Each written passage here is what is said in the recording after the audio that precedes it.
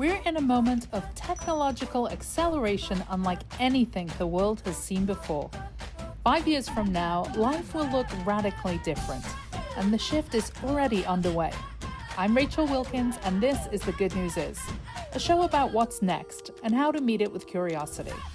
Each week, I'll talk with the thinkers and builders that are shaping the future, from the evolution of money to digital land, on-chain fashion, and even space travel. Let's get into it. Art finds its way into everything, and now it's finding its way onto Bitcoin. Today, I'm joined by Danny from Onchain Monkey to unpack the growing movement of art on Bitcoin. Why are artists paying attention? What makes Bitcoin different? And how is this shaping the future of digital creativity? Let's dive in. And I have the pleasure of sitting down with the creator and co-founder of Onchain Monkey, which is Mr. Danny Yang. So Danny, welcome. It's so great to get some time with you. Thanks. Great to be here. Great to be in Paris. Yeah, NFT Paris is pretty amazing. It's pretty awesome. I feel like every year it just kind of levels up. But this year you have a really special activation that is very much focused on the Bitcoin ecosystem. Talk to us about why that decision for Onchain Monkey. Yeah, we've been focused on art on Bitcoin for the last 2 years, and it's been growing steadily. And we have a booth this year. We also teamed up with Ledger to host this great party last night, and art blocks too. So generative art on Bitcoin has been our focus. And we were going to kind of come back to it because what I want to do first, just to level set, because a lot of our audience are new, not just to art on chain, but also new to crypto. So I think let's start with the very basics.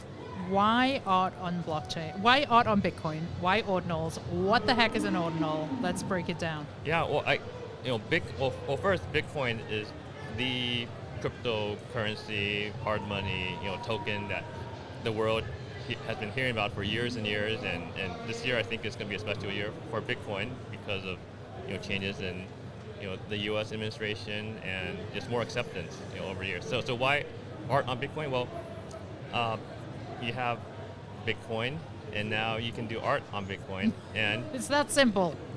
Well, I think it's art finds a way into everything, right? It's part of being a human, right? We appreciate art, and Bitcoin is growing. It's going to be very much part of our or future generations, and art will also go on Bitcoin. It's kind of a natural thing, but it's very new, right? This idea of you can do art on Bitcoin, like, what is that? Even Bitcoiners are a little bit like, what is that, right? So for me, I think it's very natural that art will be everywhere if it's relevant, and Bitcoin is growing, and art will be on Bitcoin. So that's why. And we've talked about just kind of this swath of wealth, like this generation of new millionaires, perhaps even billionaires, made because of Bitcoin, because of the mass acceptance, because of like you mentioned, legislature in the U.S. is changing rapidly, more commonplace ways to use Bitcoin.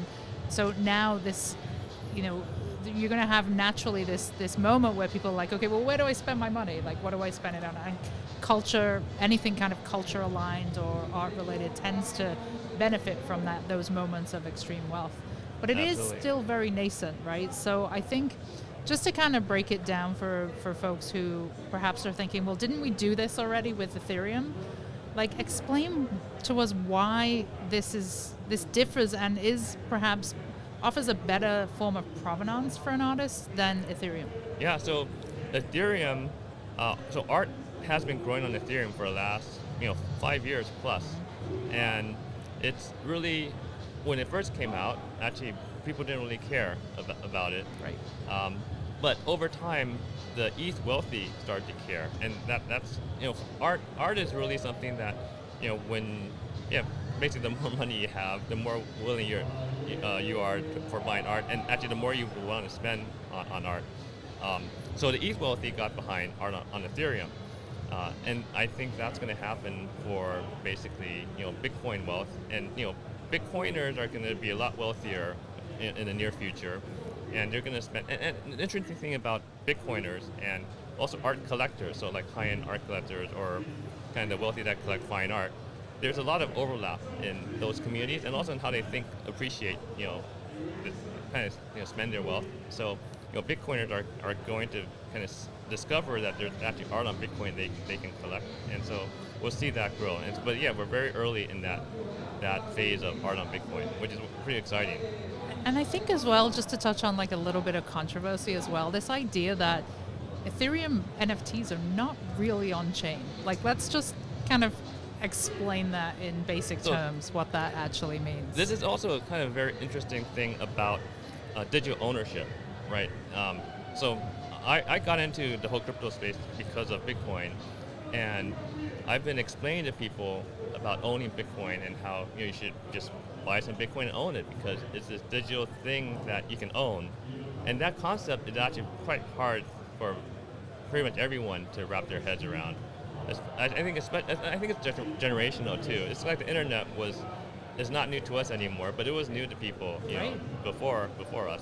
So digital ownership is a new concept. So I think people are starting to wrap their head around owning Bitcoin as something digital, but art can also be purely digital and ownable. And that was the thing with NFTs. But the question about Ethereum art versus Bitcoin art. So Ethereum art, the unique kind of new thing when they came out was here is basically a certificate of kind of ownership that you can own as a token, an NFT, a non-fungible token on Ethereum, and that represents your ownership of some digital art. The digital art can be anywhere. It could be on your hard drive, or it could be it's not related to the blockchain itself. But that was already a step up in kind of digital art and how you can own it on a blockchain. And in fact, we saw kind of this kind of big growth in market share for that, like digital art owned on Ethereum through this certificate model. On Bitcoin, what's really cool about Ordinals is that that model, or the new model for art on Bitcoin is that it's not just the certificate that you own pointing to some art, digital art. The digital art itself is inscribed or kind of created, written onto Bitcoin. And there's a lot of, that's kind of a beautiful thing when you think about it, where all the art is on Bitcoin. Also, this very high value chain.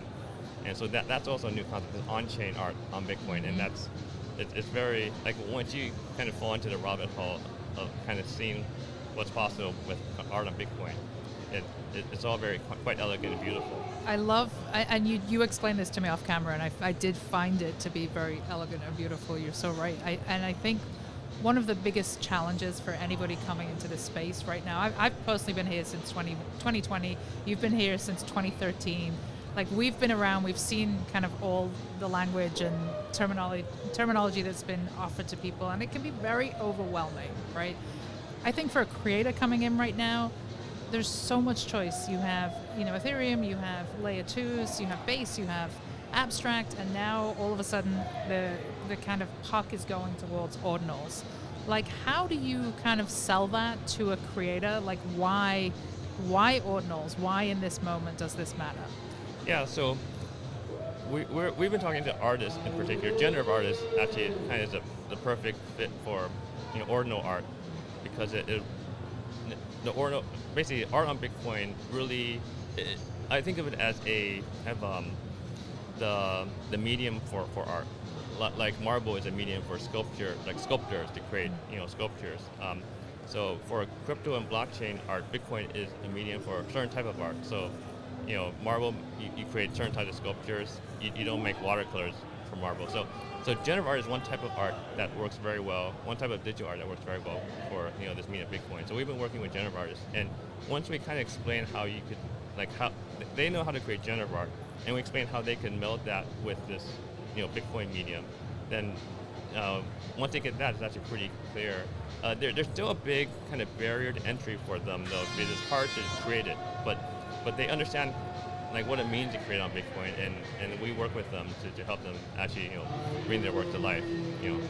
It's amazing, and I think as well just the idea that of thinking of ordinals as kind of like the institutional, the special pieces, the pieces that you hold dear, that are something you want to really preserve, versus like something you would put on layer 2 that's maybe a little bit more like something you get in a print shop, right? Or a sticker, or there is a place for everything still in this moment. I think it's just it comes down to choice and that personal choice for creators. Yeah, and both have a lot of value. When you go to the Museum of Modern Art, right? You can appreciate the one of one on the wall, but no one can buy that. Well, maybe one person in the world can buy that. Right. But then you go to the gift shop and you buy the prints, which are beautiful, and a lot more people can enjoy that.